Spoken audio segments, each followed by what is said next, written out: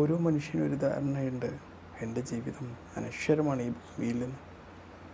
കുറച്ച് ഏതാണ്ട് ഒരു 10 മിനിറ്റ് മുമ്പ് ഒരു കാറിലൂടെ ഒരു നല്ലൊരു മനുഷ്യനെ, എനിക്ക് ഒരുപാട് കാലം പരിചയമുള്ള മനുഷ്യൻ കൊണ്ടുവന്നു വണ്ടിയുടെ അടുത്തേക്ക് എന്നെ വിളിപ്പിച്ചു.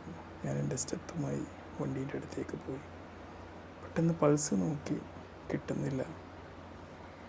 സ്റ്റെതസ്കോപ്പ് വെച്ച് നോക്കി, ഒന്നും കിട്ടുന്നില്ല. കണ്ണിലേക്ക് നോക്കി, കണ്ണ് പ്യൂപ്പിൾസ് ഫിക്സഡ്, ഡയലേറ്റഡ്, ഒന്നുമില്ല, മരിച്ചിരിക്കുന്നു. ഇത്ര നിസ്സാരമാണ് മനുഷ്യൻ്റെ ജീവിതത്തിൻ്റെ അന്ത്യം. മരിച്ചു എന്നുള്ളത് പറയാൻ വേണ്ടി ഞാൻ എങ്ങനെ പറയണമെന്ന് എനിക്കറിയില്ല. എൻ്റെ കണ്ണിൽ നിന്നും കണ്ണുനീര് വരുന്നുണ്ട്. പെട്ടെന്ന് അവരനിയനോട് ഞാൻ പറഞ്ഞു, ഒന്നുമില്ല, വേറെ എവിടെയെങ്കിലും കൊണ്ടുപോകണോ എന്നൊക്കെ ചോദിച്ചു. എന്ത് ചെയ്യാൻ, വേണമെങ്കിൽ വേറെ എവിടെയെങ്കിലും പറഞ്ഞേക്കാം, എന്ത് കാര്യം, മരിച്ച ഒരാളും ജീവനോട് തിരിച്ചു കൊണ്ടുവരാൻ പറ്റുമോ? ഇല്ല. ഞാൻ പറഞ്ഞു, കഴിഞ്ഞു. അതിനടുത്ത് അദ്ദേഹത്തിൻ്റെ പ്രിയതമയുണ്ട്. ഒരു ആയുഷ്കാലം മുഴുവൻ അദ്ദേഹം നൽകിയ സ്നേഹത്തെക്കുറിച്ച് ഓർത്തിരിക്കുന്ന പ്രിയതമയായിരിക്കും. ഒരാൾ നഷ്ടപ്പെടുകയാണ്, ജീവിതത്തിലെ പങ്കാളിയെ നഷ്ടപ്പെടുകയാണ്. അതിൻ്റെ ദുഃഖങ്ങളെല്ലാം ആ സഹോദരി നേരിടുന്നുണ്ട്. മരിച്ചിട്ടില്ലെന്ന വിശ്വാസം, മരിച്ചു എന്നറിഞ്ഞിട്ടും മരിച്ചിട്ടില്ലെന്ന വിശ്വാസം വെച്ച് പുലർത്താൻ ശ്രമിക്കുകയാണ്. തൊട്ടടുത്ത് മക്കളുണ്ട്, പിന്നെയും മറ്റാരൊക്കെയോ ഉണ്ട്. ഞാനിങ്ങനെ നിസ്സഹായതയോടെ നോക്കി നിന്നു. ഞാൻ എന്നെക്കുറിച്ച് ചിന്തിച്ചു, ഈ ഭൂമിയിലെ മറ്റു മനുഷ്യരെക്കുറിച്ച് ചിന്തിച്ചു.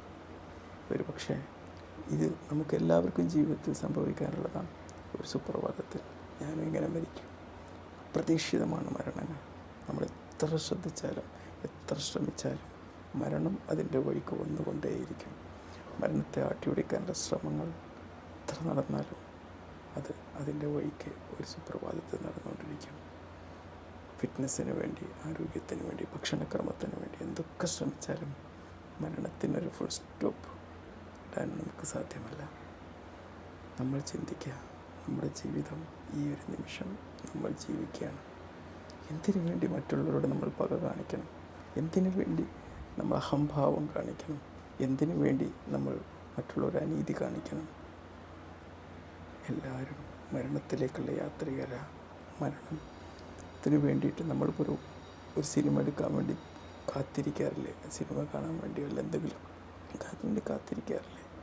ആ കാത്തിരിപ്പിനിടയിൽ ധൃതിയില്ലാത്ത ഒരു ക്യൂവിലാണ് നമ്മൾ. മറ്റെല്ലാത്തിനും നമുക്ക് വേഗം കിട്ടണം എന്നുള്ള ധൃതിയാണ്. പക്ഷേ ഈ കാര്യത്തിൽ നമ്മളങ്ങനെയല്ല. കുറച്ച് ബാക്കോട്ടായിരുന്നെങ്കിൽ ഒരു സ്റ്റെപ്പ് മുന്നോട്ട് പോകും, ബാക്കോട്ട് പോകാൻ ശ്രമിക്കുന്ന ഒരേ ഒരു ക്യൂ, അത് മരണത്തിന് വേണ്ടിയുള്ള ക്യൂ ആണ്. ഇവിടെ നിന്ന് മരണം നിശ്ചയിക്കപ്പെട്ട പോലീസുകാരൻ ദൈവമാവാം, അല്ലെങ്കിൽ വിധിയാവാം. എന്താണ്? ദൈവം പറയും, നീങ്ങ് പോരും മുന്നോട്ട്. നമ്മൾ വിചാരിക്കും കുറേ സമയം എനിക്ക് മുമ്പിലുണ്ട്, ഈ ക്യൂവിൽ ഏറ്റവും അവസാനമാണ് ഞാനെന്ന് നമ്മൾ വിചാരിക്കും.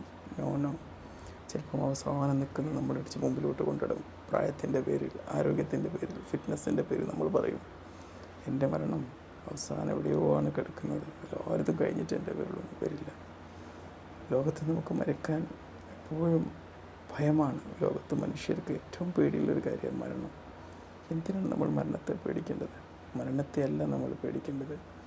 മരണത്തിന് മുമ്പ് നമുക്ക് വെച്ച ഈ ജീവിതം നിമിഷങ്ങളിൽ നമ്മൾ അതിനെ ധന്യമാക്കാൻ കഴിയാത്തതിനെയാണ് നമ്മൾ ഭയപ്പെടേണ്ടത്.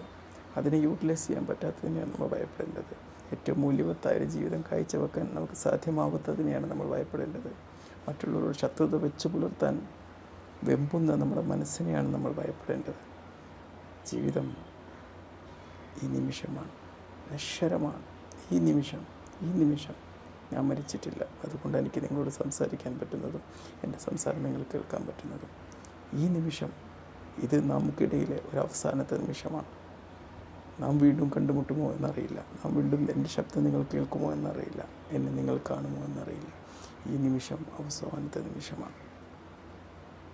ഏറ്റവും ധന്യമാക്കുക, ഒരു ജീവിതത്തിൽ ഏറ്റവും അവസാന നിമിഷമാണ് ഇതെന്ന തിരിച്ചറിയത്തിൽ നമ്മൾ ആ നിമിഷത്തിൽ എന്താണോ നമ്മുടെ ജീവിതം മുന്നോട്ട് വെക്കുന്നത്, ഒരു പക്ഷേ നിങ്ങളും ഞാനും ഒരു സന്ദർശമാവാം, ചിലപ്പോൾ ഒരു അറിവ് നേടലാവാം, ചിലപ്പോൾ മറ്റൊരു മനുഷ്യന് കാരുണ്യം ചെയ്യലാവാം, അല്ലെങ്കിൽ നല്ലതെന്തെങ്കിലും ചിന്തിക്കലാവാം.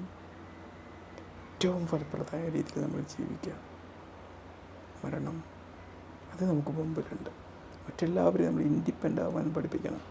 മരണം ഒരു മനുഷ്യൻ്റെ മുന്നിലേക്ക് കൊണ്ടുവരുന്ന വല്ലാത്തൊരു സ്വാതന്ത്ര്യമുണ്ട്, വേദനയുള്ളൊരു സ്വാതന്ത്ര്യം. നമ്മൾ കുട്ടികൾ വിചാരിക്കും എനിക്ക് എൻ്റെ അച്ഛനുണ്ട്, അമ്മയുണ്ട് എന്നെ നോക്കാൻ. പക്ഷേ ഈ അച്ഛനും അമ്മയും മരിച്ചു പോകുമ്പം ആ കുട്ടി തിരിച്ചറിയുന്നൊരു സ്വാതന്ത്ര്യമുണ്ട്, ഏറ്റവും വേദനാജനമായ സ്വാതന്ത്ര്യം. ഇനി എൻ്റെ ജീവിതം ഞാൻ തന്നെ മുന്നോട്ട് നയിക്കണം, എനിക്ക് സഹായിയായി എൻ്റെ അച്ഛനും അമ്മയും ഇല്ല എന്നുള്ളൊരു തിരിച്ചറിവ്, ആ സ്വാതന്ത്ര്യം നമ്മൾ ഈ നിമിഷത്തിൽ ജീവിക്കാൻ പഠിക്കുക. അതാണ് മരണം നമ്മോട് പഠിപ്പിക്കുന്ന ഏറ്റവും വലിയ പാഠം.